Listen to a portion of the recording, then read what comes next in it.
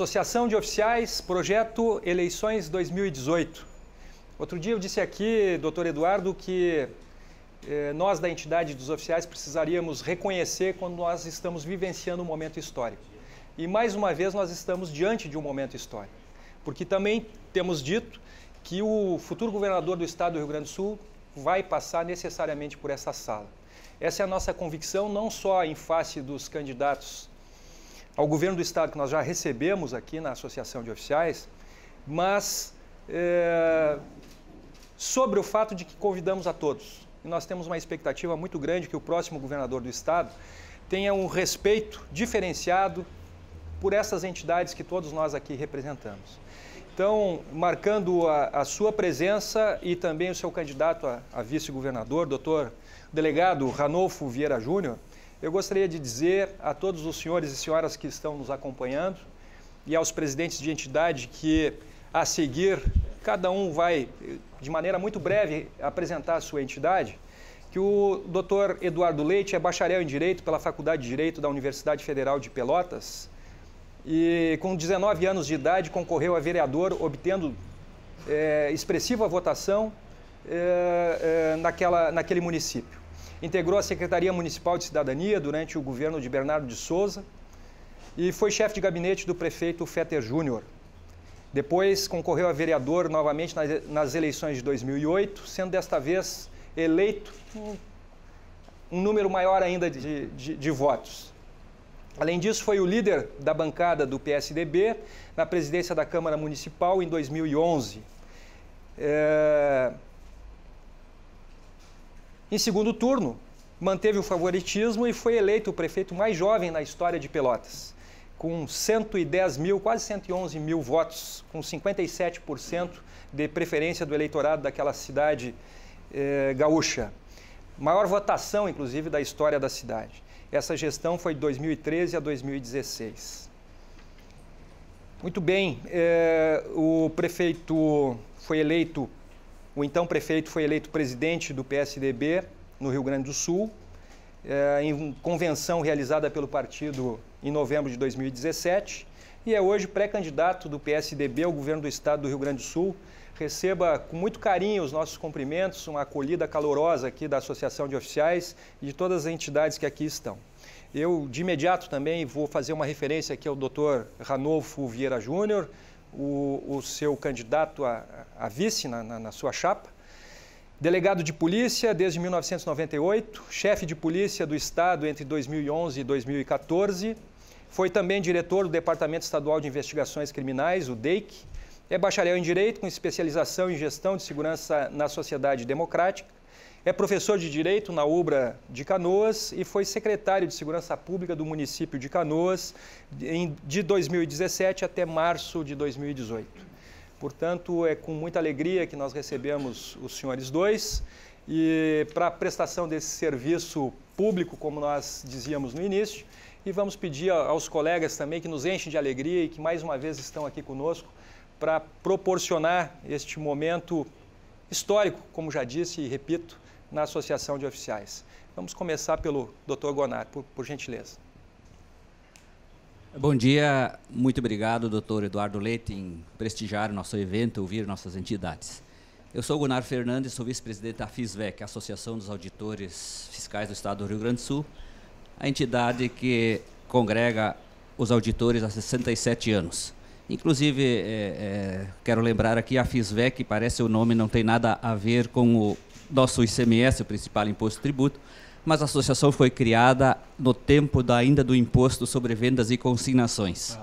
Então, apenas para justificar, a FISVEC é a Associação dos Funcionários do Imposto sobre Vendas e Consignações. Este nome é bastante conhecido na comunidade, na sociedade gaúcha, e os auditores sempre preferiram mantê-lo. Candidato, nós, os auditores por fiscais... favor, doutor Gonar, não é o momento de nós fazermos uma pergunta, é só a apresentação breve inicial. Ok, então eu concluo por aqui. Muito obrigado. Obrigado. Delegado Cleiton, na sequência, nós vamos... Sim. Não está ligado, acho que é só para... Está ligado, está ligado. Acho que não. Tá ligado, não? Está ligado. Tá certo.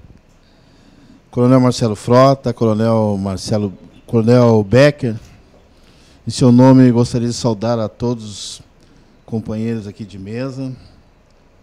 Dr. Ranolfo, meu colega e um grande chefe de polícia, que foi, em seu nome, Dr. Ranolfo, eu gostaria de saudar todos os servidores públicos.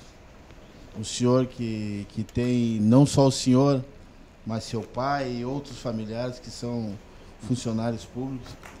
Então, em seu nome, eu gostaria de saudá-lo. Dizer que é uma honra para nós, da associação, ter um delegado concorrendo a tão alto cargo, né? Doutor Eduardo Leite, já tivemos a honra de conversar uma vez em Brasília, né? E seja bem-vindo a essa casa aqui, esperamos do senhor um tratamento que motive os funcionários públicos, né? Muito obrigado, delegado Cleiton. Diego, para fazer a sua apresentação, é o Sindifisco. Bom dia a todos, colegas. Muito obrigado pelo convite, candidato. Bom dia. Meu nome é Diego De Grazia, eu sou diretor do Sindifisco, Sindicato dos Auditores Fiscais da Receita Estadual, assim como a co-irmã FISVEC representa os auditores fiscais. Estou aqui em nome hoje do presidente Celso, que manda um abraço, está em devidas férias, muito obrigado, descansando, e mandou também um abraço para o candidato. Obrigado. Doutora Marta. Meu nome é Marta Beltrame, inicialmente sou vice-presidente da Associação do Ministério Público. Queria cumprimentar todos os presentes, na pessoa do presidente Frota, agradecer o convite e a ideia dessa reflexão, desse debate com todos os candidatos. Acho que esse debate, Leite, é extremamente importante e rico, não só para nós, representantes de identidades classistas, mas para todo o Rio Grande do Sul, poder realmente começar a refletir sobre o que vai acontecer em novembro, no dia da votação. Obrigada. Bom dia a todas e todos. Coronel Frota, é mais uma vez uma grande satisfação estar aqui nessa manhã de debate, de troca de ideias, de reflexões. Assim, o parabenizo e, em seu nome, saúdo todos os aqui presentes. Eu sou presidente, meu nome é Juliana Coelho de Lavim, eu sou presidente da Associação dos Defensores Públicos do Estado do Rio Grande do Sul. A Associação dos Defensores Públicos, hoje, ela conta com mais de 550 associados. Nós somos defensores públicos, estamos nas 155 comarcas do Estado, ainda faltam 11 comarcas para que a gente consiga, então, atingir a nossa meta de estar em cada uma das unidades jurisdicionais. E é um prazer ter o senhor aqui com a gente, hoje, nessa troca de ideias, nesse momento de reflexão. E, mais uma vez, eu gostaria de parabenizar o Coronel Frota também, porque esse debate ele não se restringe a esse grupo de pessoas que aqui estão, mas sim ele é um debate que é aberto a toda a sociedade, pois está disponível nas redes sociais e hoje nós tivemos a alegria de saber que também está sendo transmitido, vai ser transmitido na RDC TV, o que torna, então, mais gratificante essa discussão e essa troca aqui de conhecimento e de propostas para o nosso Rio Grande. Perfeito. Bom dia a todos.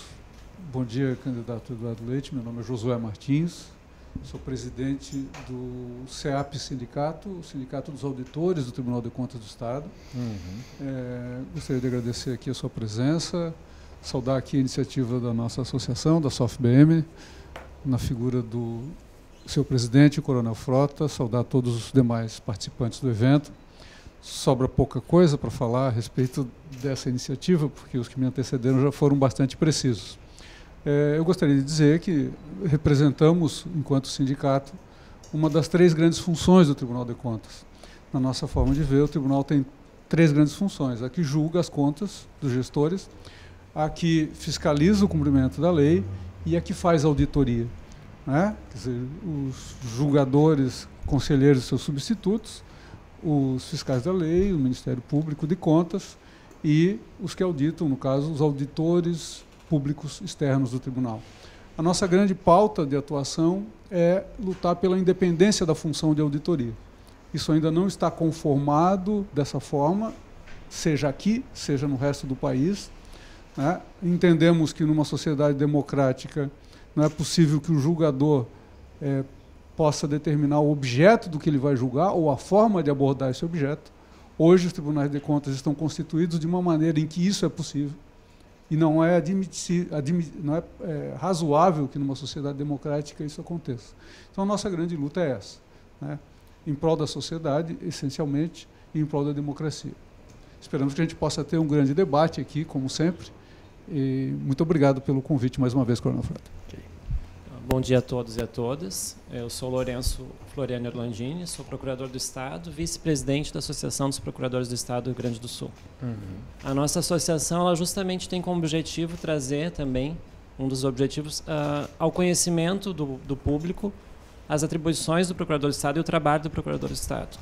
E é muito pertinente essa oportunidade aqui, Coronel Frota, e agradeço a sua pessoa pela oportunidade, porque nos permite que o próximo governador já tenha conhecimento um pouco mais da PGE, né? Porque nós ouvimos na PGE, quando nós entramos, que pouco se sabe. O governador, logo no início do mandato, nos primeiros meses, ele não tem tanta noção de quanto vai precisar da PGE e quanto vai ser útil no seu governo. Nós, os procuradores, somos os advogados do Estado. O senhor tem formação jurídica, já teve passagem pelo Poder Executivo Municipal, então já conhece a função.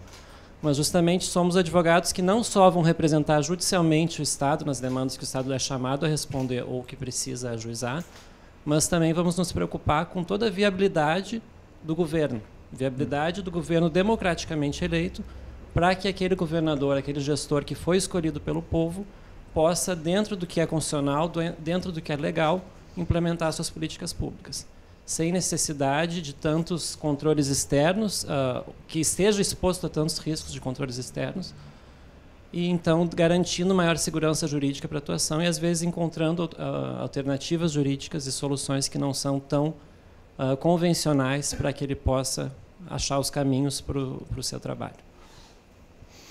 Dr. Eduardo Leite, eu sou o Coronel Marcelo Frota, sou presidente da Associação de Oficiais da Brigada Militar e do Corpo de Bombeiros.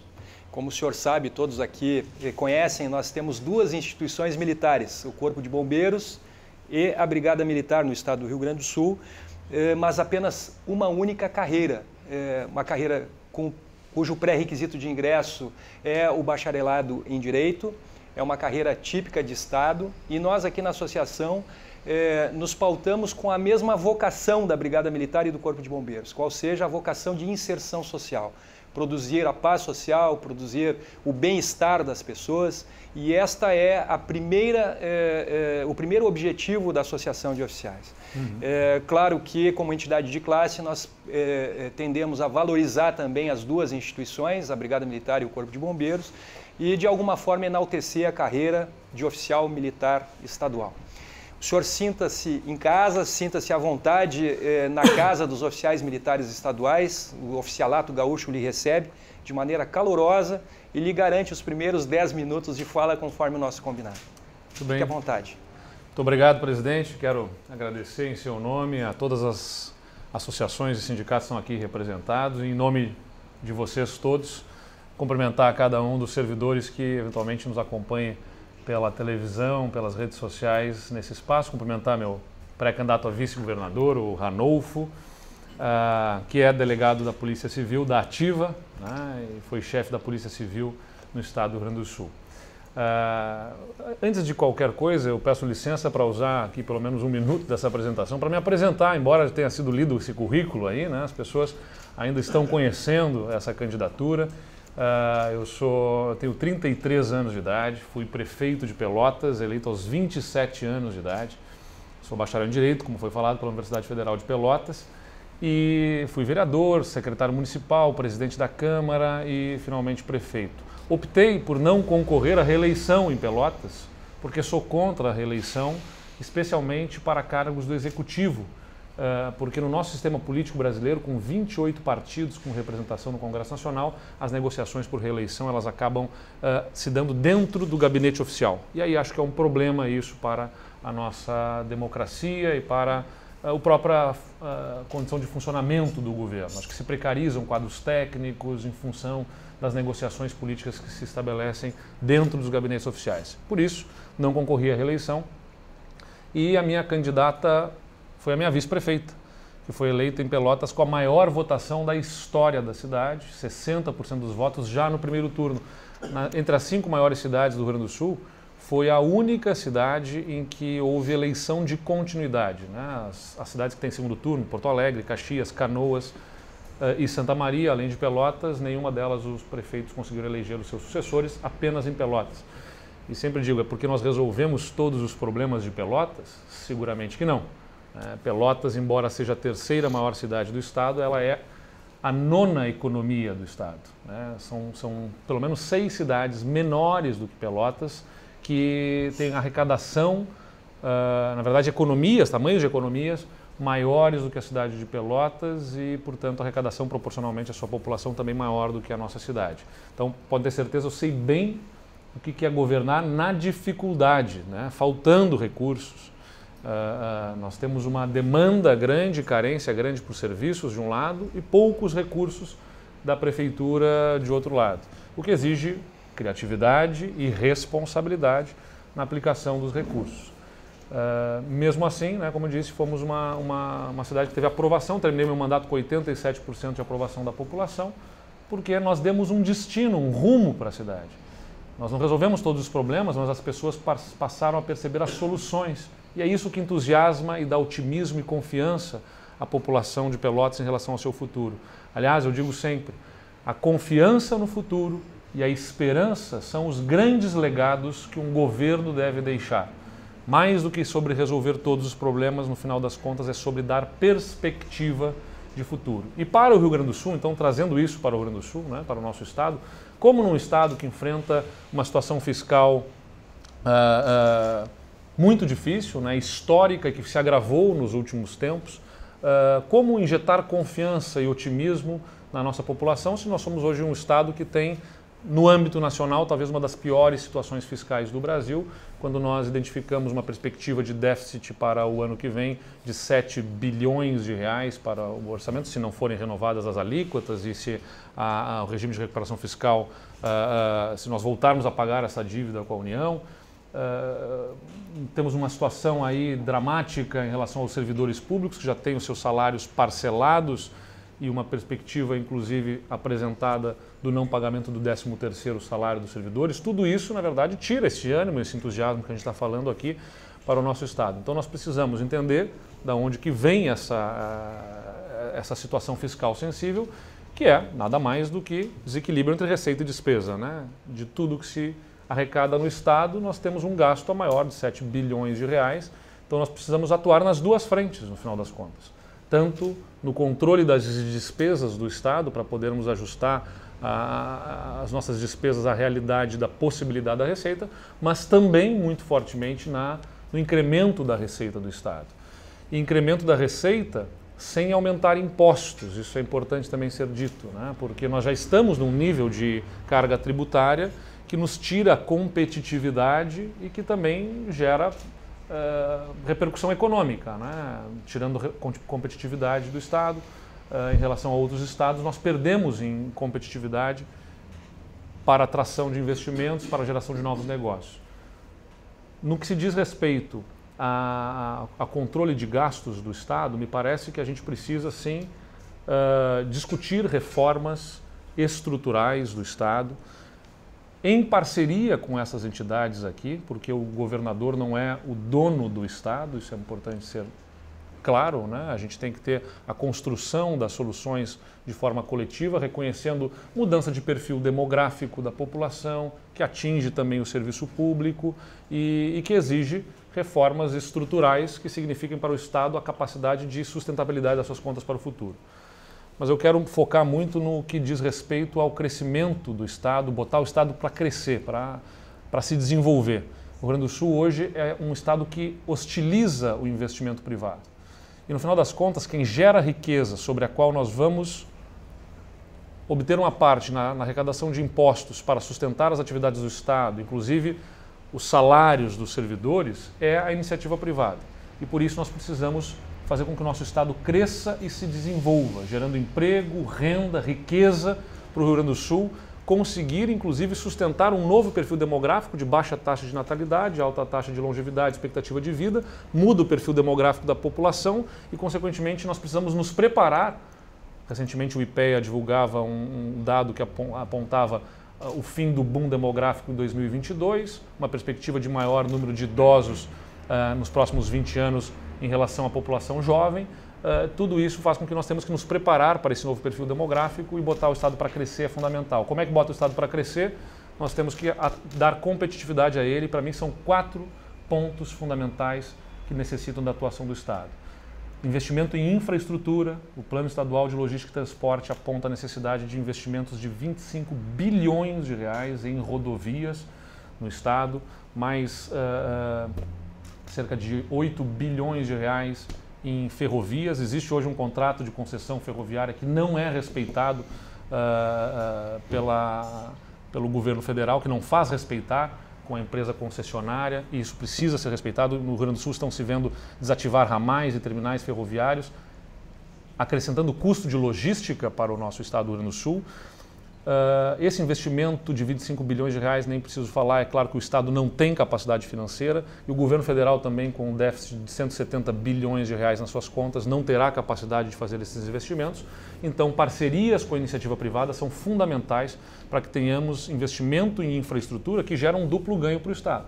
No médio e longo prazo, com a perspectiva de redução de custo de logística, geram atratividade de novos investimentos. E no curto prazo, as obras em si geram também arrecadação em ISSQN para os municípios e ICMS para o governo do Estado, geram empregos que também injetam recursos na nossa economia. Então, você ganha duplamente se a gente conseguir viabilizar um grande programa de concessão rodoviária que viabilize investimentos bilionários no Estado.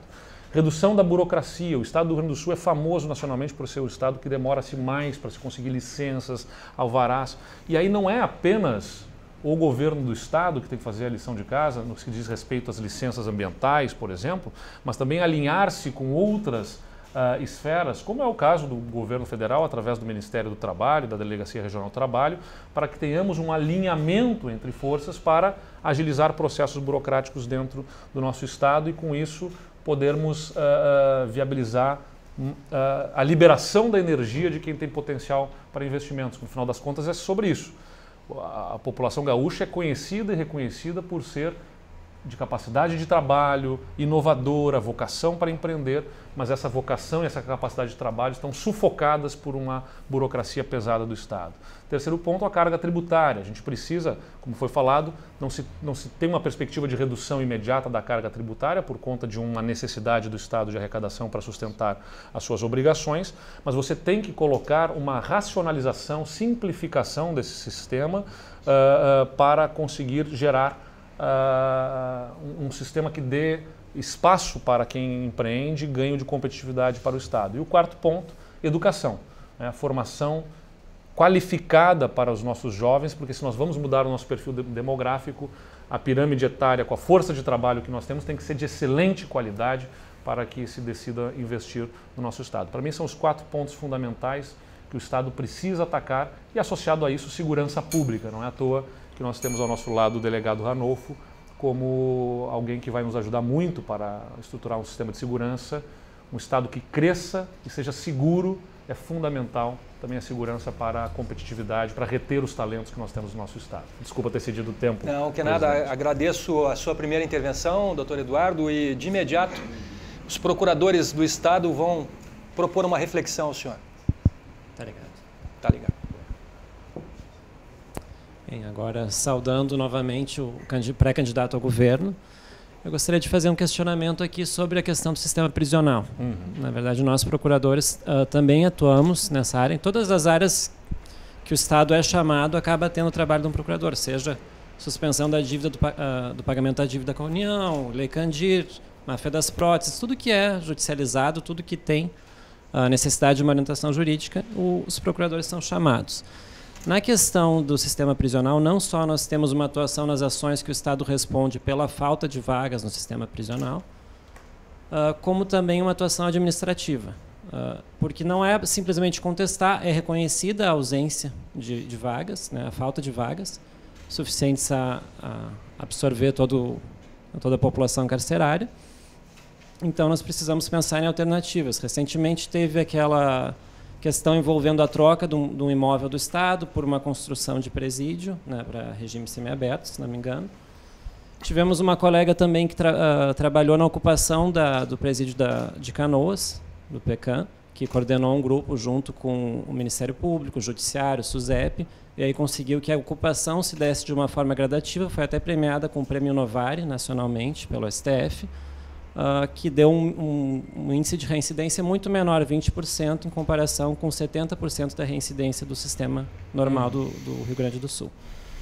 Contudo, nós temos hoje um cenário de cerca de 12 mil vagas faltantes no sistema prisional. No final do governo Ieda, diz que ela entregou cerca de 4.500 vagas, também foram o número de vagas que o governador Tarso teria entregue.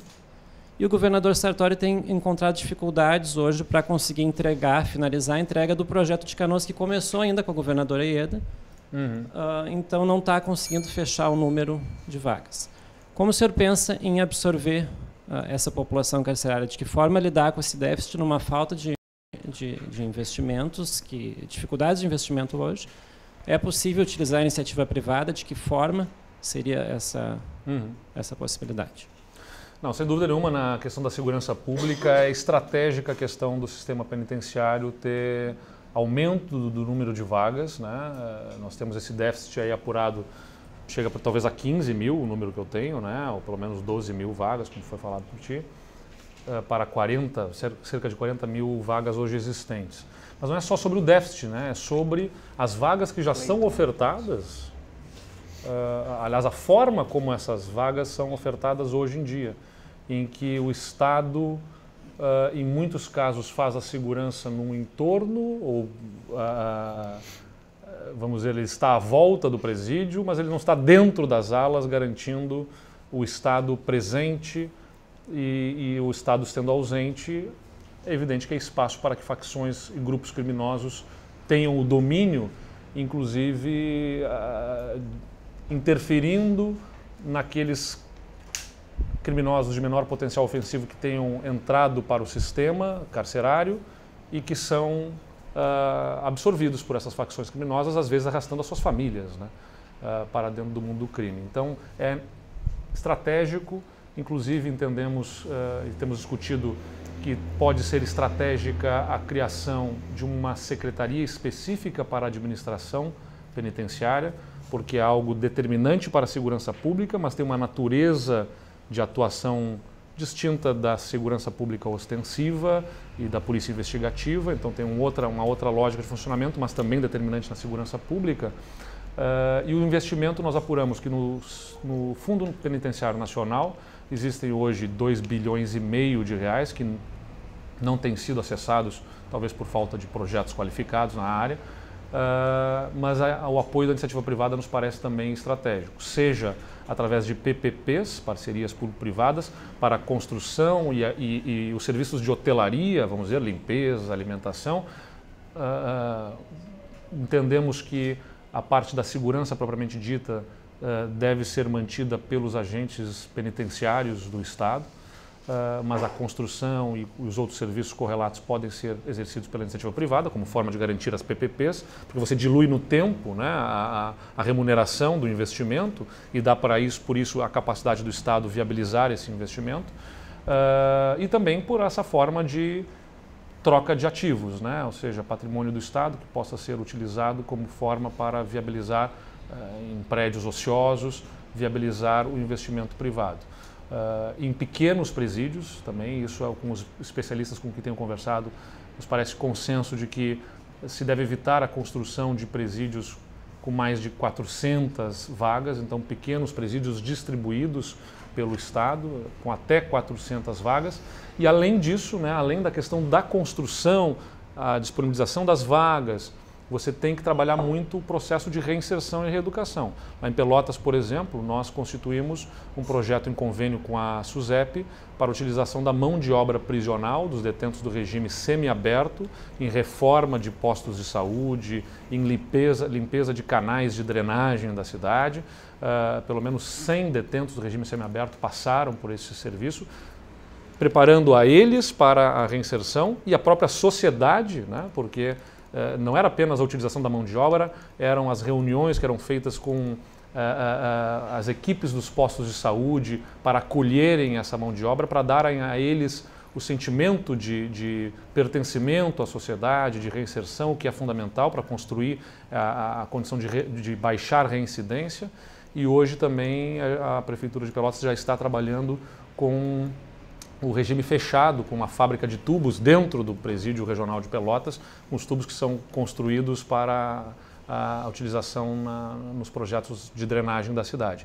Então você tem que pensar, né, certamente oferecer vagas e melhores condições e todo o processo de reinserção dos apenados para a sociedade.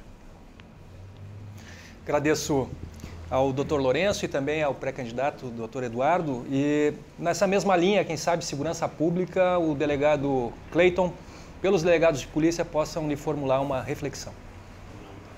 Dr. Eduardo, você já até começou agora a dar uma dica, né? O que fará, sua sequência do seu trabalho, mas eu gostaria de que o senhor fizesse um pequeno resumo do seu plano de governo ou da sua visão em relação à segurança pública. Né? Em especial, a permanência de presos. Nós temos tido grandes problemas com a permanência de presos em delegacias. Né? Nós aqui no Sul sempre nos gabamos de não ter presos em delegacias e isso aí está tumultuando o trabalho dos profissionais, né? Dos agentes policiais, dos delegados e também ao público que passa pela delegacia buscando um serviço de segurança. Né? E também como fomentar a autoestima dos funcionários públicos do Estado, né? Principalmente esses profissionais da segurança pública. Bom, a nós parece que, no nosso plano de governo, está claro que segurança pública é inteligência, né, integração e integração entre as forças.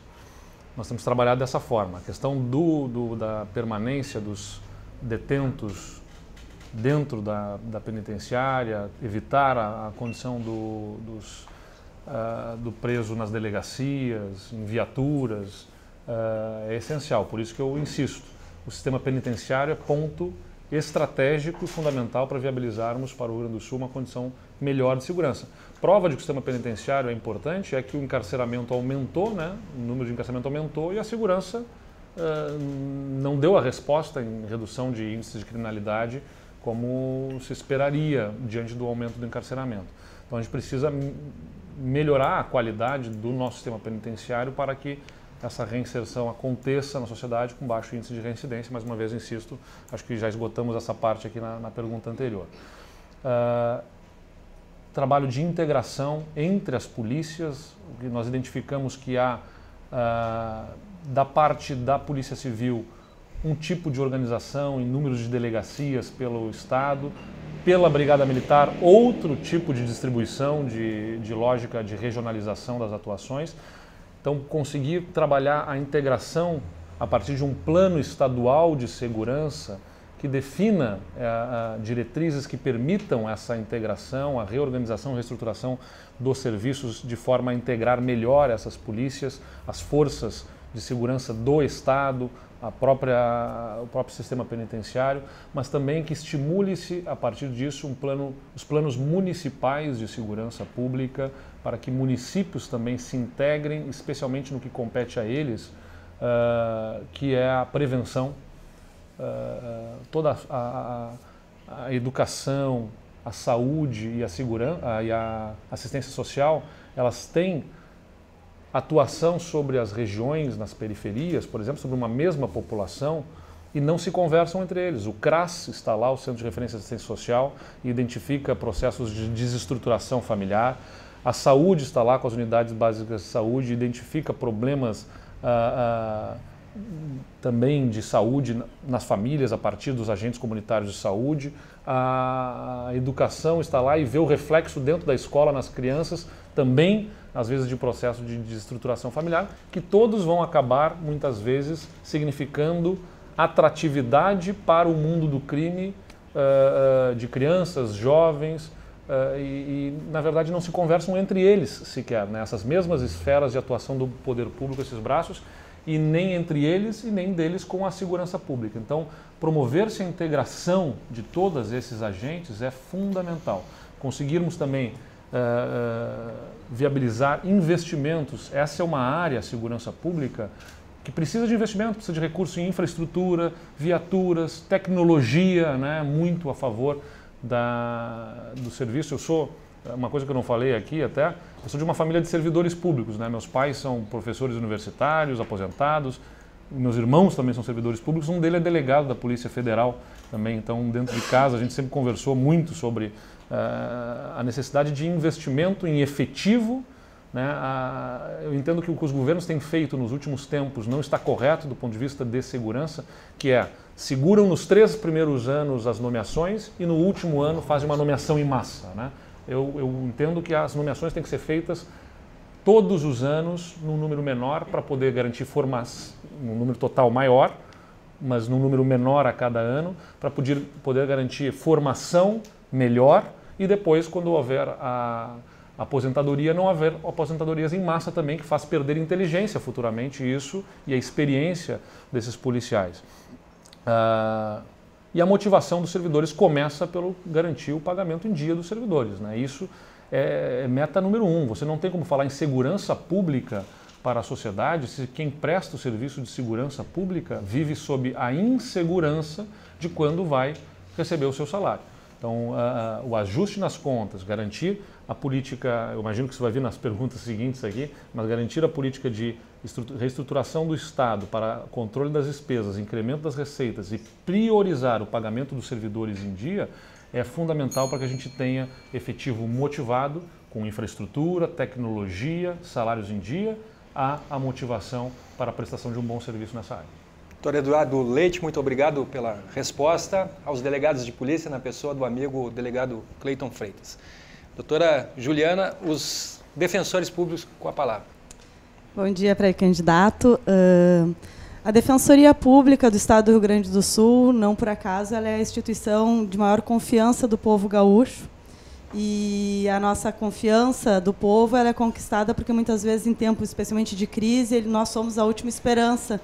Porque é através da Defensoria Pública que a gente consegue possibilitar ao usuário do serviço da Defensoria Pública acesso às condições dignas de saúde, de educação, porque nós atuamos diretamente possibilitando a todos aqueles que nos procuram uma solução, muitas vezes até extrajudicial do conflito. A Defensoria Pública, e eu sempre faço questão de salientar, que embora a gente tenha aumentado o nosso número de atendimentos, hoje nós tivemos, no ano de 2017, mais de 730 mil atendimentos, nós dobramos a nossa atuação extrajudicial e diminuímos o número de ajuizamento de demandas.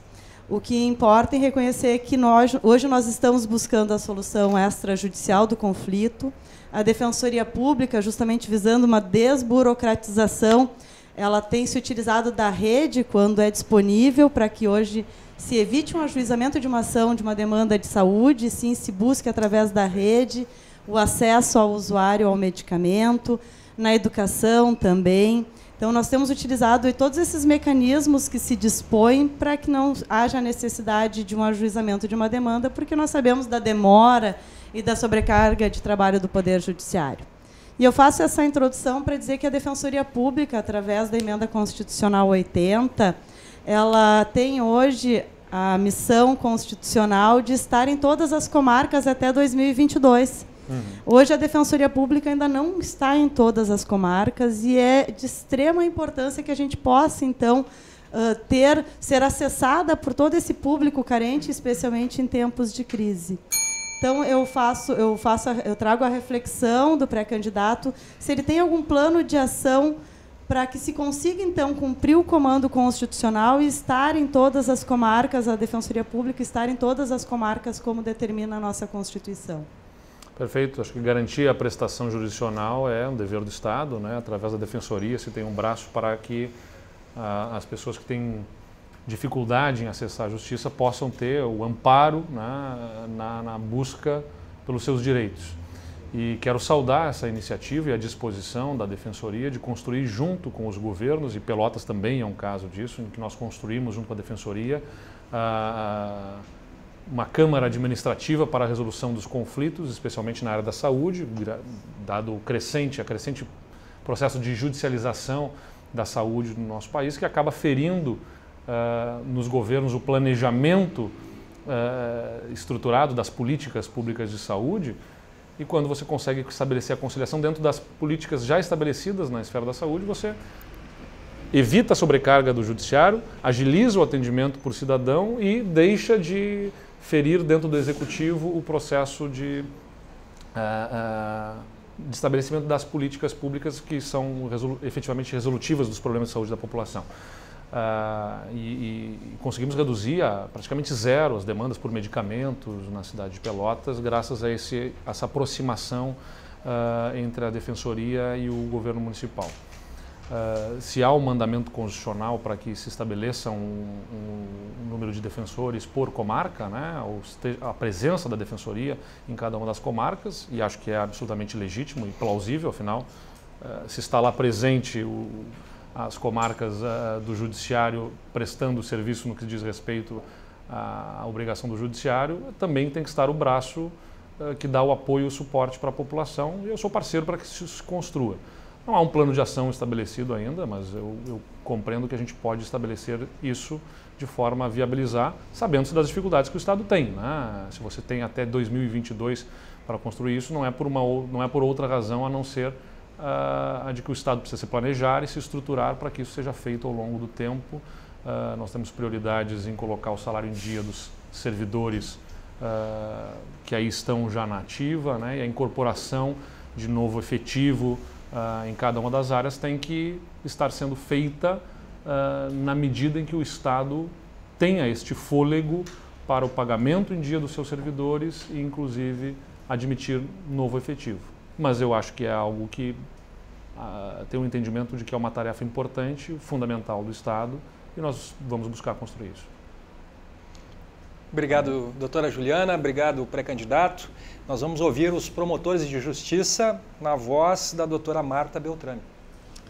Mais uma vez, saúdo o pré-candidato a ter vindo ao debate, que é extremamente importante para todas as instituições. O candidato, por ser da área jurídica, sabe que o Ministério Público tem funções constitucionais.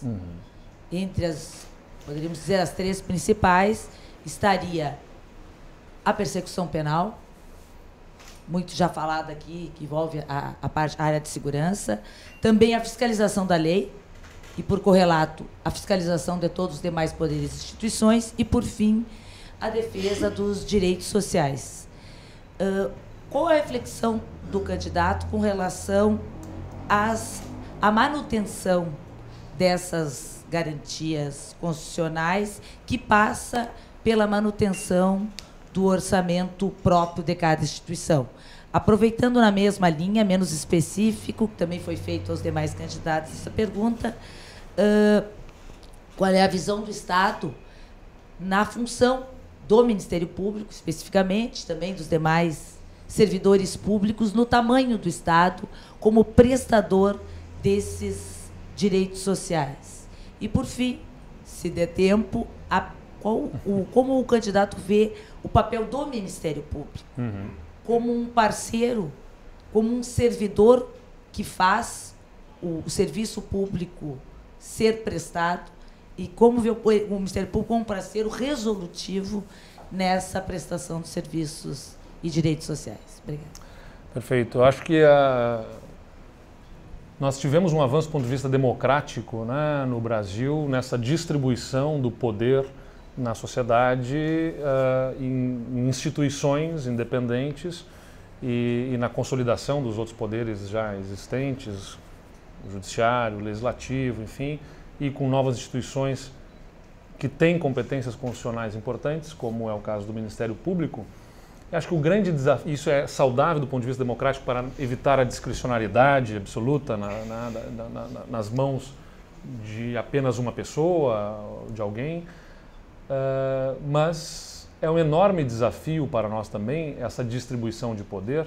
Tem um livro que eu sempre recomendo muito, que chama O Fim do Poder, de um ex-ministro venezuelano chamado Moisés Naim, do período pré-Chaves, e que chama a atenção de como essa distribuição de poder na sociedade torna as coisas mais difíceis também, porque se cada um de nós que tem uma parcela do poder, ela puxa para um lado, é o que a lei da física determina. As forças se anulam e nós não saímos do lugar.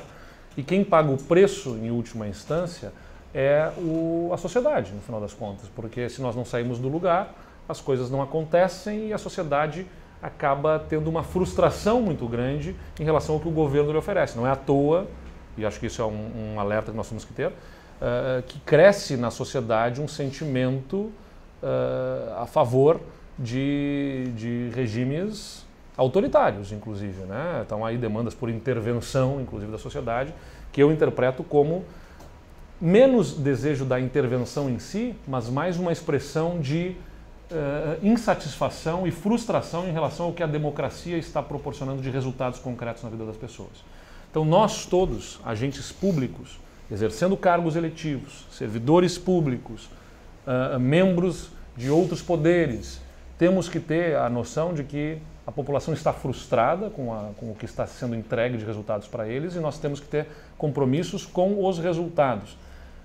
Toda essa questão da distribuição constitucional dessas competências, acho que é saudável, importante, mas não é um resultado em si, na verdade, que se espera. A gente quer resultado na vida das pessoas e se distribui essas competências para o atingimento desses resultados, mas não é o objetivo em si mesmo que cada instituição esteja atendida nas suas demandas, pelos seus orgulhos, vaidades, seja o que for.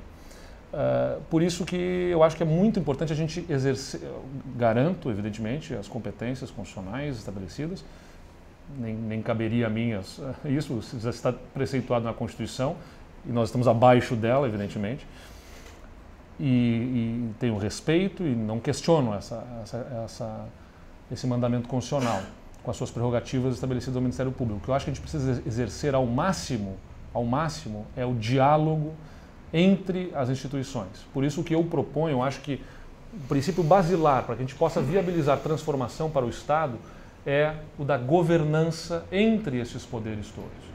Eu proponho que se estabeleça uma mesa institucional, desde o governador do Estado, a Assembleia Legislativa, o Judiciário, o Ministério Público e outros órgãos de controle, mas com reuniões de rotina em que possamos aproximar as ações dessas entidades para que sejamos conhecedores um dos outros nas ações que estão empreendendo, de forma que quando se depara lá no Ministério Público, que muitas vezes acaba sendo sede do terceiro turno das eleições, vamos falar a verdade, né?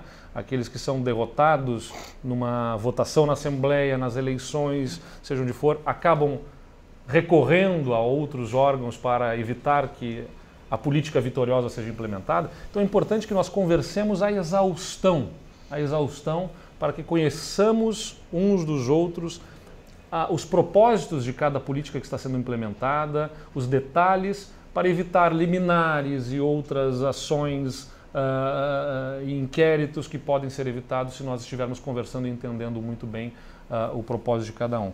Então, essa é a minha visão em relação às competências do Ministério Público. Eu acho extremamente saudável. Boa parte de estarmos colocando o Brasil a limpo hoje em tantos problemas tem a ver com essa independência, com a autonomia. A questão orçamentária para o Ministério Público também acho que é importante para lhe garantir as suas prerrogativas, mas também não podemos tirar de vista de que os problemas financeiros do Estado são do Estado e não apenas do Poder Executivo. Então, nesta mesa institucional, eu acho que nós temos que chamar todos os poderes para o arranjo do ponto de vista institucional para a execução das nossas políticas e também para a superação do quadro fiscal do Estado, que exige comprometimento de cada um dos poderes, de cada uma das instituições e compartilhamento também das dificuldades que o Estado vive. Agradecer a doutora Marta e com isso agradecemos também os promotores de justiça na propositura que foi realizada, a resposta do pré-candidato. E nos parece, doutor Eduardo, que em nível estadual a questão se encaminha na área da segurança pública, né, das eleições, e especialmente na área da resolução da crise, né? Aqui, por acaso, numa organização aqui onde sentamos todos, essa parte de finanças, a parte do orçamento, ficou quase que para o final. Então, nós vamos começar agora ouvindo os auditores fiscais, na pessoa do Diego da Silveira, que vai formular uma reflexão ao senhor. Bom dia, pré-candidato. Como o senhor já ficou claro aqui, né, nós vamos falar sobre essa questão das finanças. O senhor já fez um diagnóstico na sua explanação inicial. O senhor concluiu que, efetivamente, nós temos um problema de diferença entre receitas e despesas. A crise é factível. Todos nós sabemos que enfrentamos aí talvez o pior problema fiscal do Estado do Rio Grande do Sul, desde que existe o Estado do Rio Grande do Sul. E nesses tempos, nesse último governo, houve um foco muito importante nas despesas públicas. É possível que atualmente nós não tenhamos mais muitas saídas a serem implementadas pelo lado da despesa. A saída, talvez, hoje, nós temos, inclusive aqui nesse fórum, trazido propostas no lado da receita. Nós trouxemos as 5 receitas, nós temos, inclusive, um estudo muito interessante sobre uma nova forma de ver o ICMS simplificado, que seria um ICMS-P personalizado. E eu trazendo esse mote para o senhor, né, eu queria ouvir do senhor quais são as alternativas que o senhor tem para esse aumento de receita, porque nos parece que atualmente a saída para o Estado do Rio Grande do Sul está no lado da receita. E depois disso, né, eu gostaria que o senhor se manifestasse sobre o que o senhor acha, o que o senhor entende de uma autonomia sobre a receita estadual. Porque nessa questão, e vem à baila junto com a questão do Ministério Público, né, a receita estadual hoje ela é uma parte da Secretaria da Fazenda, e ela não é... a Secretaria da Fazenda, a parte específica da Receita, ela não tem aí essa total autonomia que talvez fosse um grande mote para se superar a crise, se tratando de forma técnica esse ponto, que talvez seja o ponto crucial do Estado do Rio Grande do Sul hoje. Gostaria de ouvir a sua opinião sobre isso. Perfeito. Quando eu fui prefeito de Pelotas, eu justamente fiz essa separação, né? Nós estabelecemos uma Secretaria da Receita para ter foco em trabalho de arrecadação, em todo o esforço possível para gerar crescimento da arrecadação, enquanto para a Secretaria da Fazenda, né, ficou a parte, inclusive, da administração de pessoal também, porque boa parte da despesa é administração de pessoal, e boa parte não, a maior parte, né, e os gastos, então, toda a despesa ali junto numa outra secretaria. Então, eu partilho dessa opinião de que o esforço na Receita tem que ser feito por um órgão autônomo.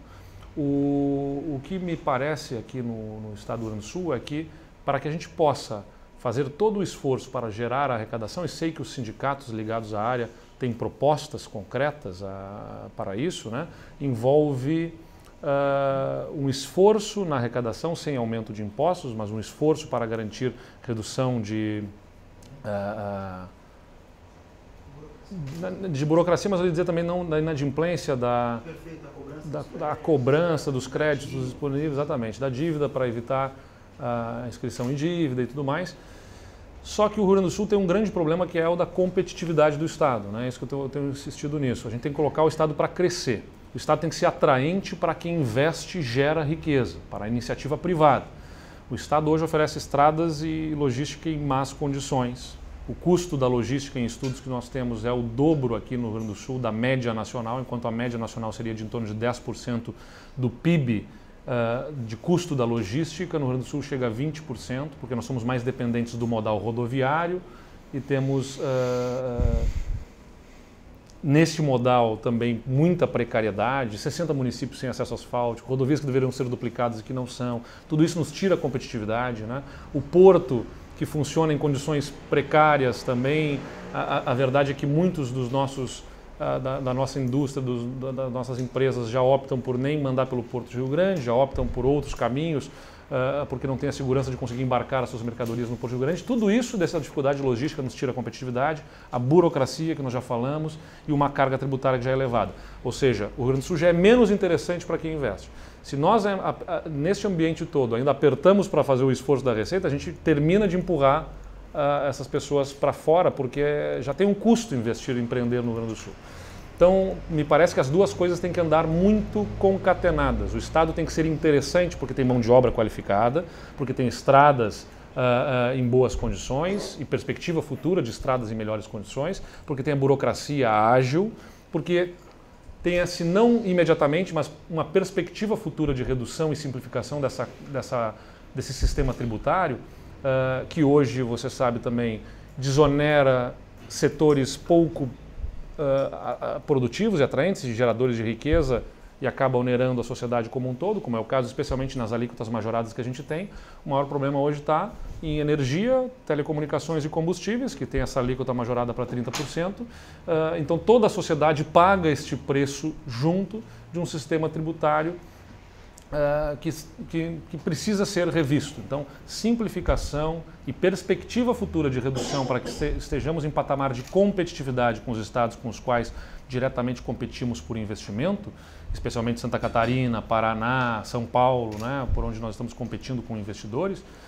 Mas, paralelamente a isso, para que nós possamos fazer todo esse esforço de arrecadação para reduzir a sonegação, para possamos cobrar com efetividade, eu preciso manter a atratividade do Estado para que ele seja competitivo, viabilizando para quem empreende mão de obra de excelência, de excelente qualidade, rodovias, ferrovias, hidrovias, né, toda a logística que reduza seus custos de transporte, burocracia também. A gente tem que nós temos que nos tornarmos o Estado mais rápido para aprovação de licenças, porque tudo isso vai significar mais investimento no Estado. E aí nós podemos apertar a arrecadação para que ela seja cobrada com efetividade, porque todo esse restante vai fazer com que o Estado seja interessante, né, para quem investe, e a cobrança rigorosa não afaste qualquer empreendedor do nosso Estado.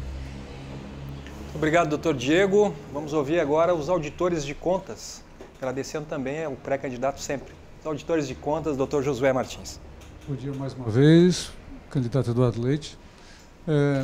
O Sindicato de Auditores do Tribunal, ele tem atuado também junto à sociedade com uma entidade chamada Auditoria Cidadã da Dívida Pública. Ela tem sede em Brasília, né, e aqui no Rio Grande do Sul tem um núcleo gaúcho da Auditoria Cidadã. E temos efetuado um exame da dívida, né, a partir de um diagnóstico que eu vou expor aqui. Mas antes eu gostaria de parabenizar a sua exposição inicial e a sua resposta agora que me antecede, por não ter utilizado aquela velha figura de linguagem de que o orçamento do Estado é como um orçamento familiar. Né? O senhor parece ter uma compreensão que vai além disso, e é muito importante, porque essa figura ela deseduca a população e não ajuda no debate. Né? O Estado é algo muito mais complexo que isso, né? Dado o seu tamanho, dado a quantidade de atividades que ele tem que desenvolver e dado o papel que exerce, inclusive, para incentivar o desenvolvimento econômico e a própria iniciativa privada que o senhor mencionou no início da sua fala. E entender aquilo que o senhor chamou de situação fiscal sensível, nos remete a olhar um pouquinho para trás e ver como é que nós chegamos aqui, pelo menos no que se refere à dívida do Estado, que fechou o ano passado em torno de 69 bilhões de reais. Desses 69, 58 aproximadamente são com a União. Né? Essa dívida com a União foi renegociada lá em 98. Se a gente olha numa retrospectiva histórica um pouquinho anterior, a gente vai ver que de 1970 a 94, no ano do Plano Real, 24 anos decorridos, nossa dívida cresce 1 bilhão ao ano. De 94 a 98, ela deu um salto de 32 bilhões, 8 bilhões ao ano, em decorrência, essencialmente, da taxa de juros utilizada no Plano Real para controlar a inflação. Isso não aconteceu só com o Rio Grande, aconteceu com os demais estados da nação. a ponto de alguns estudiosos nos dizerem, olha, parte importante da estabilização econômica obtida a partir do Plano Real foi feita contra os estados. O detalhe é que nesses 32 bilhões não entrou nada de dinheiro novo nos cofres do Estado. As finanças do Estado foram comprometidas a esse ponto, estabilizou a dívida num patamar de quase 60 bilhões e ela fecha o ano passado em 69 bilhões. Veja, a situação é gravíssima.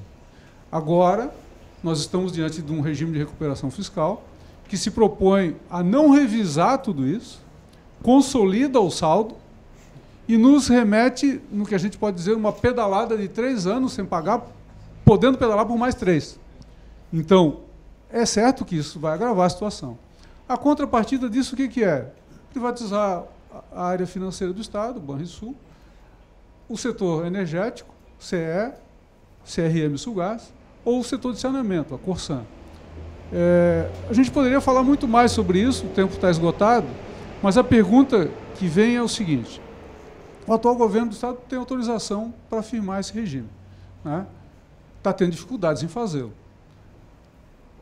mas está buscando isso ainda. Em não sendo firmado o regime por esse governo, o senhor pretende firmar nessas condições? E em tendo sido firmado, que iniciativa o senhor vai ter em relação a ele? Muito obrigado. Bom, a sua explanação aí vem uma série de componentes que não temos como ignorar, né? Mas vamos pela pergunta objetivamente. O regime de recuperação fiscal, nos termos em que ele está colocado aí, certamente não é a solução que nós gostaríamos, mas neste momento é a solução que nos alcança. O grande problema é que o Rio Grande do Sul está em poucas condições de estabelecer uma negociação diferenciada. Hoje ele está sob a salvaguarda de uma liminar no STF que suspende o pagamento dessa dívida.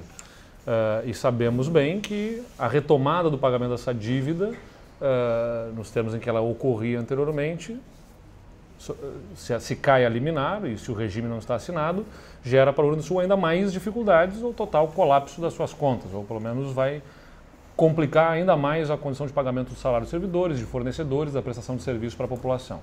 Então, nós chegamos a esta situação pela nossa própria responsabilidade. A verdade é essa. O Estado do Rio Grande do Sul, os outros estados também tiveram que financiar, na lógica desses estudiosos, a estabilidade da economia nacional. Por que outros estados todos não estão sofrendo o mesmo problema que o Rio Grande do Sul está sofrendo? Nós não podemos usar essa condição para mascarar a nossa própria responsabilidade. O grande custo que nós temos na nossa folha de pagamento, o maior custo que nós temos de servidores inativos sobre servidores ativos, são responsabilidades exclusivas nossas. Entre 2011 e 2014, o crescimento da receita do Estado foi de 8,4%, enquanto as despesas correntes cresceram 25%, ou seja, cresceram 3 vezes mais na proporção do que as receitas do Estado. O único Estado, antes que eu estabeleci uma comparação, que teve uma situação pior do que essa foi o Estado do Rio de Janeiro, que teve redução das receitas em 5% e aumento das despesas de 12%. Mas, na verdade, essa redução de receitas é gerada pela queda do barril do petróleo, os royalties, que são importante fonte de financiamento para o Estado do Rio de Janeiro, que naquele momento tinham significado queda, mas já de 2016 para 2017 já dobrou a arrecadação do Rio de Janeiro, porque o preço do barril do petróleo vem subindo e então já aumenta a arrecadação deles. O mesmo algoz nas contas públicas é a salvação das contas do Estado do Rio de Janeiro com o aumento do preço do barril do petróleo. Para nós não tem isso. Para nós não tem volatilidade de preço do barril do petróleo que signifique para nós incremento de receita que nos ajude a superar o nosso quadro fiscal. E a alternativa que nos alcançam hoje é esta. Eu não entendo que seja a solução que não é a solução que me agrada e eu tenho uma forte expectativa de que, não sendo assinado agora, o novo governo federal, que eu tenho expectativa que seja o governo do meu partido, do governador Geraldo Alckmin, que eu acho que é a pessoa que tem a capacidade de dar estabilidade ao Brasil, para que, fazendo as reformas em nível federal, ganhe espaço para, junto ao mercado e a investidores, estabelecer uma negociação junto aos estados em melhores condições. Hoje, o espaço que a União tem diante do seu próprio déficit de 170 bilhões de reais anuais, que gera para a União um descrédito junto a organismos de financiamento, às agências ranqueadoras de investimento nos países, que o senhor saberá,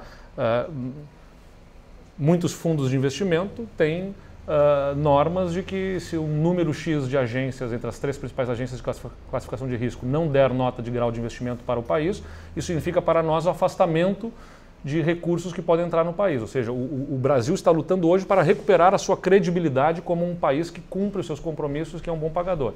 Se ele faz uma negociação com os estados que aponte para o mercado um afrouxamento fiscal, nós perdemos em credibilidade junto ao mercado e isso vai significar perda de recursos, de investimentos e aprofundamento da crise para o Brasil. Então eu entendo que a União tenha que ter rigor nessa negociação. O que vai dar espaço para a União negociar em outros termos com os estados, para fazer negócio de pai para filho, vamos dizer assim, então, ela não pode hoje fazer esse negócio, se ela ganhar credibilidade com outras ações que reestruturem a máquina pública em nível federal, entre elas está a questão da reforma da Previdência, sim, para poder viabilizar espaço fiscal de uma negociação com os estados que não esteja na condição do atual acordo, que de fato gera dificuldades para o Estado, mas é a solução possível nesse momento. Nós, neste momento, se for a única, eu espero que não seja assinado, que nós possamos entrar no governo sem ter assinatura, mas tendo a manutenção da liminar, para que o novo governo do Estado e o novo governo federal possam negociar em um novo patamar, a partir de uma nova realidade política do Brasil, das reformas sendo feitas, e essa negociação possa significar para nós ajustar o pagamento da dívida em relação à União e paralelamente, tão importante quanto evitar o pagamento da dívida mais uma vez eu insisto, botar o Estado para crescer, porque essa renegociação da dívida vai empurrar por até 6 anos, nas condições atuais, o pagamento das parcelas da dívida. Se nós nos reencontrarmos daqui a 6 anos com o pagamento da dívida sem termos feito nada na receita, na geração de riqueza do Estado, nós só estaremos adiando o colapso. Então nós temos que usar essa janela de oportunidade de 6 anos para, quando nos reencontrarmos com a dívida, podermos fazer frente a ela sem penalizar os serviços e, claro, os próprios servidores. Agradecendo ao senhor e também ao Josué Martins, falou pelos auditores de contas. Vou passar imediatamente a palavra ao Dr. Gonar Fernandes, que fala também pelos auditores fiscais da FISVEC.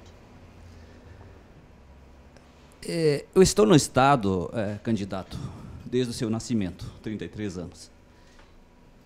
E lembro muito bem que nesse período todo, os auditores têm orientado e têm dito aos gestores de que as medidas momentâneas, imediatas, de curto prazo, não seriam solução definitiva para o Estado.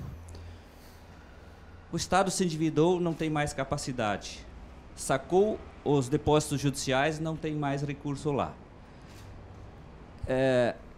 Não consegue pagar a sua dívida e sequer os seus servidores. Venda de estatais restam poucas. E as que restam, tirando-se o Banrisul, são pouco rentáveis. Posso até citar o caso da CE. Hoje é o principal problema financeiro do Estado que impede a solução da folha de pagamento, que a dívida da CE com o ICMS já beira quase R$1 bilhão. Os auditores têm alertado sempre que o caminho passa pela Receita. Mas os gestores parece que não nos ouvem. Para o senhor ter uma ideia, o Paraná tem mais de o dobro de auditores do que o Rio Grande do Sul, numa economia equivalente. Santa Catarina, com economia de 1/3 da nossa, tem a mesma quantidade de auditores que nós temos. O Estado tem deixado a Receita de lado. E isso também é um fator de desestímulo de atração de novos investimentos. Com o investidor que vem para cá, o que ele quer? Ele quer um Estado saudável e um Estado responsável financeiramente. Ele não quer estabelecer a sua empresa se ele tem um concorrente desleal do lado, que não paga o tributo. Este, sim, é o verdadeiro inibidor de atração de investimentos. Então, se o senhor não investir, o próximo governador, espero que o senhor seja vencedor, não investir efetivamente na Receita, daqui a 3 anos ou 6 anos, quando tivermos que voltar a pagar a dívida, o colapso será maior do que o de hoje. Sem dúvida. Então, doutor, a pergunta já foi feita, mas eu... Sempre há mais a falar sobre isso. Sempre há mais a falar. o senhor pensa efetivamente em fortalecer a receita deste Estado? Não, sem dúvida. A gente tem que fazer, como eu vinha falando antes, né, Gonar, o Rio Grande do Sul precisa ganho de competitividade. Nós, do ponto de vista logístico, temos uma posição que algumas pessoas falam que é estratégica porque é centro do Mercosul, outros dizem que, na verdade, ser centro do Mercosul é estar tão distante de São Paulo quanto de Buenos Aires. Então, no final das contas, nós temos que atrair investimento para o nosso Estado. Acho que o primeiro fator de atração de investimentos para o nosso Estado é qualidade de mão de obra. O povo gaúcho é reconhecido como um povo trabalhador, né, do ponto de vista cultural, temos uma mão de obra diferenciada, mas temos estradas em más condições, temos essa falta de outros modais de transporte, como ferrovias e hidrovias, temos um custo tributário que se impõe maior e de burocracia que acaba também significando para quem tem recursos, quem tem dinheiro para investir, que é ter mais rapidamente possível o retorno do seu investimento. Não é verdade? Então, nós temos que acelerar o processo de burocracia, temos que digitalizar o governo, né? Eu tenho certeza que, inclusive, para o esforço da Receita, é importante o governo estar 100% digital, né? Para ter melhoria de serviços públicos, para melhor controle de dados, de informações que permitam o esforço e o cruzamento dos dados que vão também melhorar a capacidade de arrecadação do Estado. Tudo isso tem que estar no nosso foco. Então, fazer o Estado crescer. O Estado do Rio Grande do Sul tem que ser novamente atraente para investimentos. Temos que controlar a despesa e entendo que isso envolve reformas na estrutura do Estado, inclusive envolvendo privatizações em empresas. Na minha visão, que são CRM, CE e Sulgás, o Banrisul não está num plano de privatização, porque o Banrisul, em primeiro lugar, não é um problema em ser um serviço deficitário, um banco deficitário para o Estado. Em segundo lugar, ele pode ter uma ação estratégica em desenvolvimento para o Estado também, mas a CE ela é hoje deficitária e gerará para o futuro a necessidade de aporte de recursos para não perder a concessão, e é importante as pessoas saberem disso. Ela não é uma dona da energia elétrica, ela é uma concessionária, e como concessionária ela precisa cumprir contratos junto ao órgão poder concedente, né? Eu entendo que no caso da Corsã também não é caso de privatização, mas sim caso de parcerias com a iniciativa privada, inclusive por questão da forma como o serviço de saneamento é prestado, pela titularidade do serviço que está nos municípios e não no Estado. Você tem que amarrar isso de forma a garantir os contratos de concessão com os municípios, e o Estado tem que ser um articulador de políticas públicas, viabilizando para os municípios que não têm estrutura técnica para viabilizar parcerias com a iniciativa privada, a estrutura e as competências para conseguirem estabelecer projetos de parceria público-privada em âmbito municipal, e os municípios são... Imaginem, se o Estado tem alguns bilhões de reais de infraestrutura que podem ser providos com parceria da iniciativa privada, nos municípios nós temos outro tanto em recursos que podem ser aplicados no Estado a partir da parceria com a iniciativa privada, seja em iluminação, seja em saneamento, seja em qualificação de espaços públicos, como é a questão aqui que você está falando da Orla do Guaíba, em Porto Alegre, que com a iniciativa privada pode se viabilizar tanto de investimento, só que os municípios não têm estrutura técnica, o processo de PPPs é complexo e você precisa dar suporte. Não são os pequenos, até os médios municípios não têm estrutura técnica num processo que é complexo de viabilizar a modelagem, né, o equilíbrio econômico-financeiro do contrato, uma série de complexidades de documentações que precisam ser viabilizadas, inclusive para que os órgãos de controle depois estejam atendidos e não vejam problemas, né, nesses processos.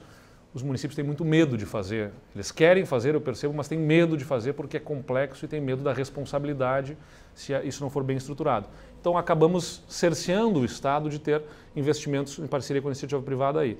E também o Estado pode ser e deve ser um apoiador de processo de ajuste fiscal nas contas dos municípios, porque se a gente conseguir fazer com que os municípios do Rio Grande do Sul tenham saúde fiscal melhor, eles serão menos dependentes do Estado, terão maior margem de investimento nos seus orçamentos, que também vão ajudar a nossa economia. Se os municípios investirem mais, fazendo suportarem as suas despesas correntes, com receitas correntes também, e não nessas soluções que tu mesmo mencionaste, de depósitos judiciais e as privatizações como forma de sustentação de despesas correntes, a gente consegue viabilizar outros ganhos para o Estado. O Estado do Rio Grande do Sul tem que ser cada vez mais uma instância articuladora de políticas para a melhoria da qualidade de vida da população e menos operador direto, né? Então ele articula com os municípios e viabiliza nos municípios a operação direta desses serviços.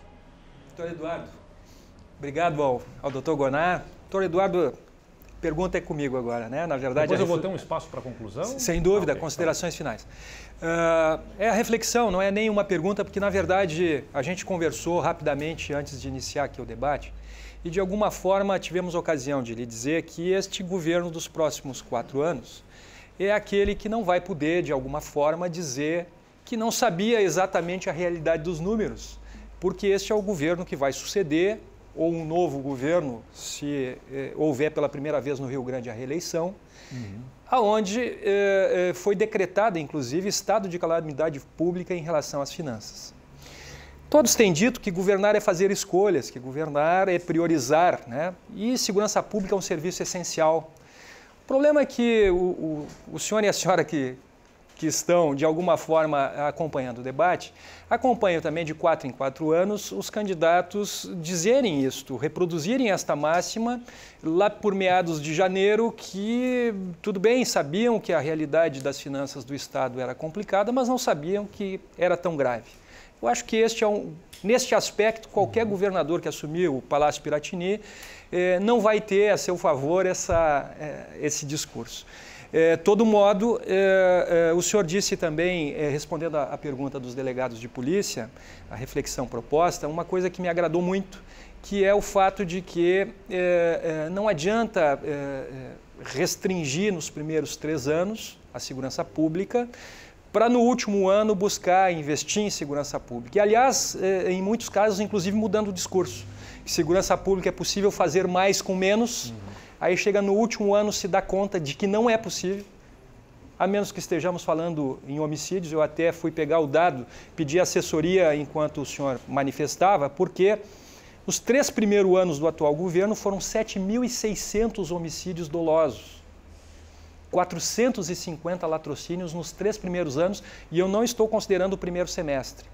Segurança pública é um serviço essencial, há necessidade de fazer uma prioridade na prestação desse serviço, não há qualquer possibilidade de se falar em segurança pública com seriedade sem se falar em orçamento e deixar, a partir de janeiro, fevereiro, março, abril, a segurança pública que vem ou deverá vir de uma situação onde não há uma lei que estabeleça a frequência de efetivo no que diz respeito à inclusão, onde há um represamento de promoções, onde há um tratamento que precisa ser urgente, porque todos sabemos que aonde a segurança pública retrai, as facções e o crime avança. E sempre é muito mais difícil de recuperar este terreno perdido. Eu gosto muito de ouvir os nossos colegas profissionais da área de finanças do Estado, porque eles nos ensinam que na tabela, na coluna dos custos, nós já estamos realmente exauridos. Mas na questão, na coluna que seria a coluna das receitas, ainda há muito o que fazer. E sempre se fala em arrecadação mensal, que a arrecadação do Rio Grande é uma arrecadação importante. Se fala na dívida ativa, né, na possibilidade de recuperar aí algo em torno de 7 bilhões daqueles 40, quase 50 bilhões que estão em dívida ativa, mas valores perdidos. Se fala em isenções fiscais, se fala na Lei Candir, mas assim, segurança pública requer um orçamento, requer uma atenção desde o dia 1º de janeiro de 2019, e nós estamos no aguardo de que esta valorização e essa preocupação com segurança pública, ela não aconteça de 4 em 4 anos, ela seja algo que efetivamente o próximo governo venha a trazer. Perfeito, concordo totalmente com o que falaste aí, Marcelo. Eu estive recentemente visitando a polícia de Nova York, estive lá acompanhando todo o sistema do CompStat, né, que foi um processo de gerenciamento, para a boa aplicação do efetivo, né? O mapeamento, os mapas de calor, hora a hora. Tem uma série de tecnologias que podem e devem ser incorporadas para melhorar a efetividade do emprego da força policial. Mas, no final das contas, é polícia na rua, né? Para garantir a presença do Estado. E a função original do Estado, da razão de ser do governo, é garantir a ordem, né? A possibilidade do convívio de uma mesma população num território, ter regras e fazer as regras serem cumpridas. Da minha parte, eu posso dizer, basta, chega, né, de permitir esse aumento da criminalidade e agora o Estado estar comemorando redução de índices que ele mesmo, este governo, gerou a partir de uma atuação tímida e acanhada no início do seu mandato e agora comemora o recrudescimento a partir do que ele mesmo permitiu que houvesse de aumento da criminalidade. Então, para nós é assim, investimento em tecnologia, em infraestrutura, em efetivo, né, para poder viabilizar a redução desses índices, é investimento no setor penitenciário, no serviço penitenciário, para que nós tenhamos a efetividade do cumprimento das penas, a menor taxa de reincidência, mas é também, como a gente falou, essa questão toda de que envolve prevenção, municípios, um plano de segurança articulado do Estado para viabilizar a redução das taxas de criminalidade. Segurança é estratégico, inclusive do ponto de vista, como eu falei, de desenvolvimento econômico, porque o Estado do Rio Grande do Sul forma em ensino superior muitos talentos que nós estamos exportando hoje do Estado, porque não oferecemos qualidade de vida, né? As pessoas que têm talento e vocação e capacidade de empreender não encontram no Estado tudo aquilo que a gente já falou aqui, o espaço por conta da carga tributária, por conta da burocracia, por conta do custo de logística e também não encontram ambiente acolhedor às suas próprias vidas e das suas famílias, porque o Estado é perigoso, né? Desde os grandes centros urbanos da capital do Estado, as médias cidades, as cidades do interior, se vive sob um clima de insegurança, de medo, e é claro que isso também empurra para fora daqui. O Estado de São Paulo, administrado pelo PSDB, reduziu as taxas de homicídio nos últimos 15 anos, de 30 homicídios para cada 100 mil habitantes para 8 homicídios para cada 100 mil habitantes, né? Também com investimento, com planejamento, com endurecimento de leis sobre desmanches e tudo mais. Tudo isso tem um processo complexo, mas no final das contas tem que ter investimento, né? É uma área que precisa ter o recurso, a atuação do Estado. O chavão está dado, o senhor mesmo falou do governar é fazer escolhas. Eu adiciono sempre a isso que a cada escolha corresponde uma renúncia. O grande problema dos governantes médios no Brasil, e no Estado não tem sido diferente, é que os governantes não fazem as renúncias, né? Eles escolhem e não renunciam. Então, se escolhe sem renunciar, na verdade, está renunciando a tudo. Se eu digo que a prioridade é segurança, saúde, educação, mas digo que a prioridade também é aquela empresa pública, que a prioridade é também o investimento direto do Estado em infraestrutura, que ele não consegue fazer, não dá. Vou ter que fazer escolhas e vou ter que renunciar. E eu entendo que o Estado deve renunciar, especialmente nos setores em que a gente pode fazer a operação pelo privado e o privado não sem a regulação do Estado. O Estado regula, ele fiscaliza, ele orienta, ele está lá garantindo que o interesse público seja atendido, mas ele não precisa fazer ele diretamente o investimento. Por quê? Porque eu vou canalizar todos os esforços, não apenas de recursos públicos, mas de atenção do governo, porque a atenção do governante também é consumida quando o Estado se debruça sobre outras áreas. Não é apenas sobre uma empresa ser deficitária ou não ser, é o governante ter que desviar a sua atenção, que deveria estar na segurança, como nós estamos falando nessa pergunta, com as nomeações de uma empresa pública pelos interesses políticos, pelos interesses econômicos de um determinado setor, pelos interesses da imprensa nas verbas publicitárias, todos os outros interesses que permeiam esse meio. Então, você tem que tirar o desvio da atenção do governo nessas áreas e colocar o mais integralmente possível naquilo que é indelegável. Segurança pública é indelegável. É uma tarefa do Estado, que tem que ser prestada pelo Estado diretamente, garantir a lei e a ordem. E nós vamos dizer um basta para isso. Não é à toa que eu tenho ao meu lado, como o meu pré-candidato a vice-governador, o delegado Ranolfo, que é uma figura respeitada, reconhecida na área da segurança pública, para que nós possamos viabilizar para o futuro do Rio Grande do Sul um ambiente de tranquilidade, de segurança para as famílias, viabilizando os investimentos necessários nesse setor. Lhe agradeço e já lhe devolvo na sequência a palavra para suas considerações finais, são 5 minutos.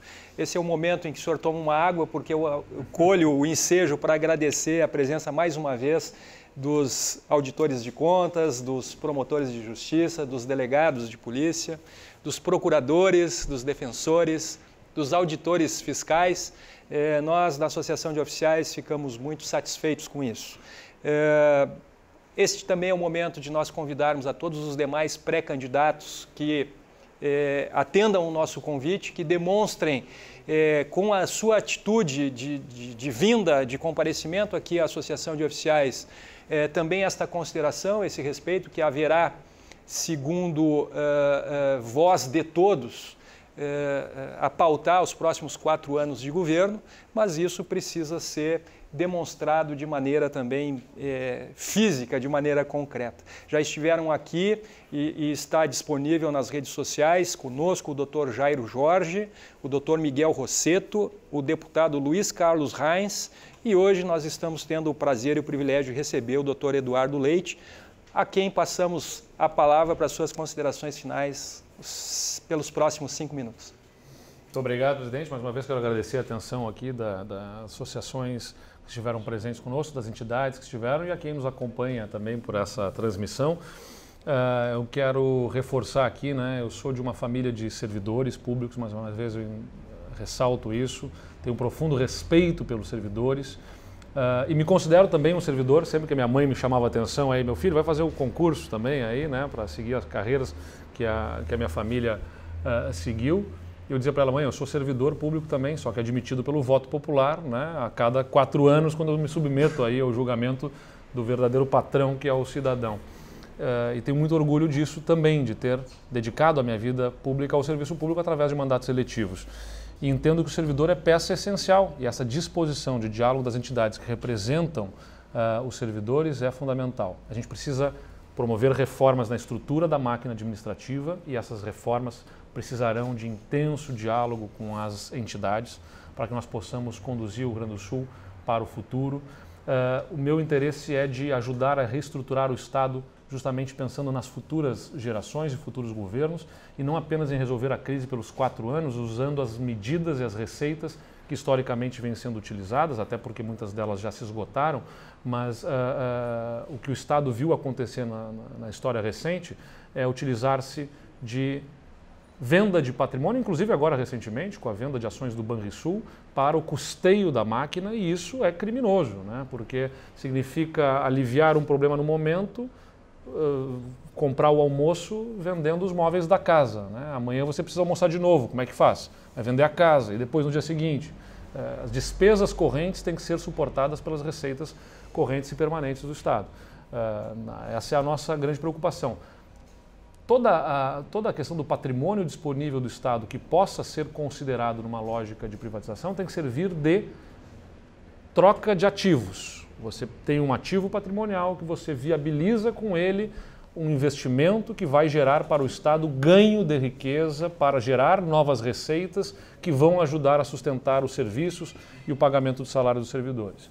Eu fui prefeito de uma das maiores cidades do Estado, mais uma vez eu insisto nisso, e sei como é que é governar na dificuldade. Inclusive, tem o exemplo de Pelotas, em que, quando eu assumi, os servidores recebiam no 5º dia útil do mês seguinte.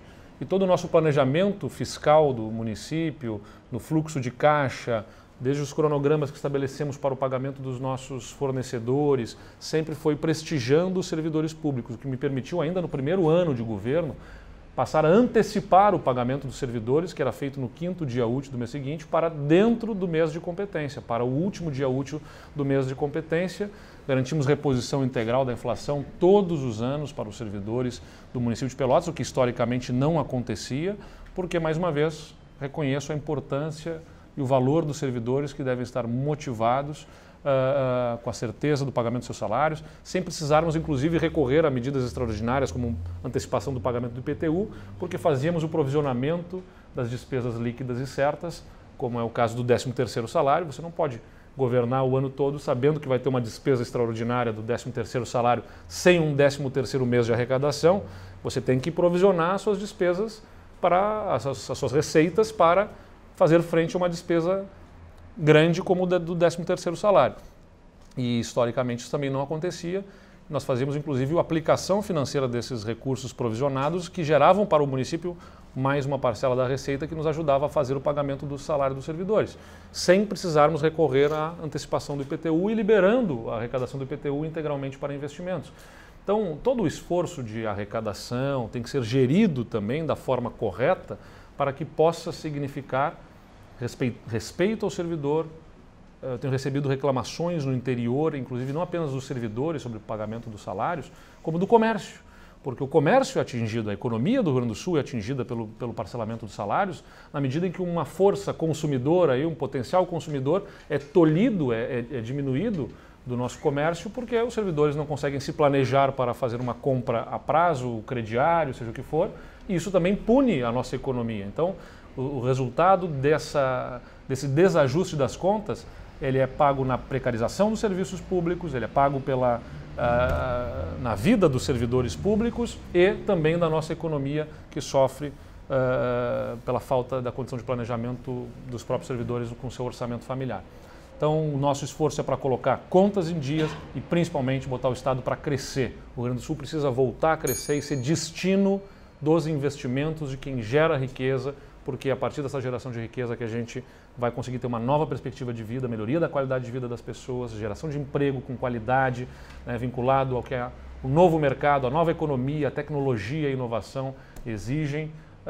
E tudo isso gerará para o Estado a capacidade de arrecadação que vai lhe permitir atender os seus serviços essenciais em segurança, em saúde, em educação. Muito obrigado. Muito obrigado, doutor Eduardo Leite, pré-candidato ao governo do Estado, assim como outros já aqui estiveram. É muito difícil, no espaço de 3 minutos, propor uma reflexão com cuidado, no sentido de que o contexto todo, eu citei aqui os dados de homicídios do Rio Grande do Sul, mas o contexto brasileiro é de 62 mil homicídios também, e a realidade também nacional, financeira, também é muito complicada. Eu agradeço ao senhor e à senhora que nos assistiu até esse momento, agradeço aos nossos associados que nos prestigiaram a todos e damos por concluído o nosso debate Projeto Eleições 2018, ASOF e IBM. Muito obrigado.